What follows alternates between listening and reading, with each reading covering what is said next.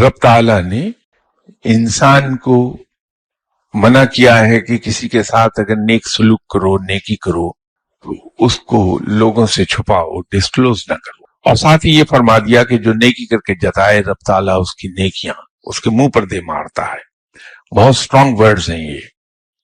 لیکن ساتھ ہی ساتھ رب تعالیٰ نے ایک اور بات فرمائی کہ جس کے ساتھ نیکی کی گئی ہو اسے چاہیے کہ اس نیکی کو پھیلائے، اس کو ایکنالج کرے کہ کسی نے میرے ساتھ یہ نیک سلوک کیا تھا۔ ہم سب اللہ کے محتاج بندے ہیں۔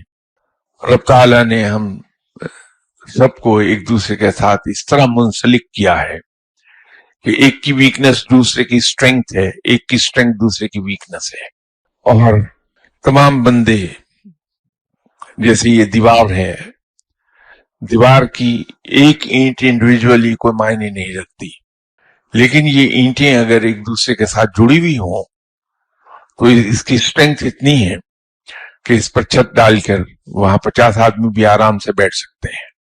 تو انسان جب ایک دوسرے کو کمپلیمنٹ کرتے ہیں، ایک دوسرے کے ساتھ مل جل کر رہتے ہیں، تو فیور کرنا، فیور لینا کوئی اتنی بڑی بات نہیں ہے۔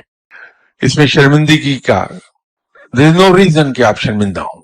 صرف ایک حوصلہ پیدا کر لیجئے کہ آپ بڑے کھلے دل سے اس آدمی کے احسان کو ایکنالج کر لیجئے جس آدمی نے آپ پر احسان کیا ہے۔ اس سے احسان کرنے والے کی عزت میں اضافہ نہیں ہوگا، لیکن آپ جانے جائیں گے ایک احسان شناس شخص کے طور پر جب آپ کسی کے احسان کو ایکنالج کرتے ہیں اور بڑے کھلے دل سے ایکنالج کرتے ہیں۔ اس میں شرمندگی کا کوئی پہلو نہیں ہے۔